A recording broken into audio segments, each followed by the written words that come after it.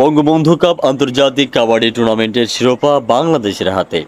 রাজধানী ঢাকার Mirpur indoor stadium থেকে নিলয় মাহমুদের পাঠানো প্রতিবেদনে থাকছে বিস্তারিত। নেপালকে হারিয়ে বঙ্গবন্ধু কাপ আন্তর্জাতিক কাবাডি টুর্নামেন্টের শিরোপা হাঁকিয়ে নিল বাংলাদেশ। টানা চতুর্থবারের মতো বঙ্গবন্ধু কাপ আন্তর্জাতিক কাবাডি শিরোপা জিতেছে বাংলাদেশ। সোমবার ৩রা জুন মিরপুর শহীদ সোহরাওয়ার্দী ইনডোর স্টেডিয়ামে ফাইনালে নেপালকে ৪৫-৩১ পয়েন্টের বিনিময়ে পরাজিত করে চ্যাম্পিয়ন লাল সবুজ দল। পুরো আসরে দাপট দেখিয়েছে বাংলাদেশ। গ্রুপ পর্বের ৫ ম্যাচের সবটিতেই জেতে তারা। ফাইনালের থাইল্যান্ডকে হারিয়ে শিরোপার মঞ্চে আসে স্বাগতিকেরা। আজ নেপালের বিপক্ষেও সেই দাপট অব্যাহত থাকে টিম লাল সবুজের।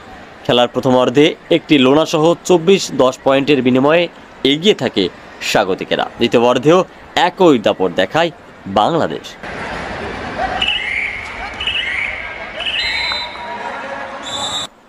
পুরা ম্যাচে বাংলাদেশের দুটো লোনার বিপরীতে নেপাল পায় একটি লোনা পয়েন্ট। উল্লেখ্য থাকে, পুরো টুর্নামেন্টের এই প্রথম লোনা পয়েন্ট দেয় বাংলাদেশ।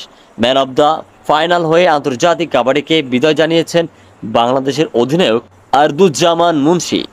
টুর্নামেন্টের বেস্ট রাইডার হয়েছেন মিজানুর রহমান, আর আসরের বেস্ট ক্যাচারের পুরস্কার জিতেছেন স্বাগতিক দলের মোহাম্মদ রোমান হোসেন। আর টুর্নামেন্টের সেরা খেলোয়াড় নির্বাচিত হন নেপালের ঘ্যানশ্যাম রাকামাগার।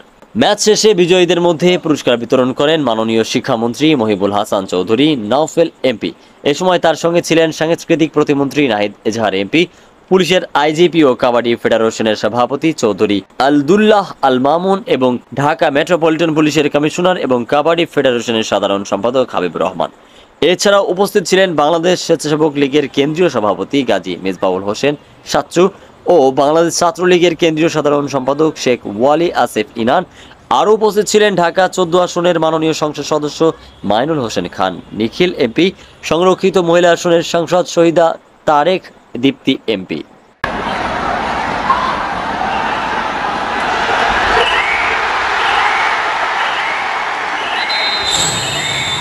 শেখ আলী আকবর, গাংচিল টিভি নিউজ ডেস্ক।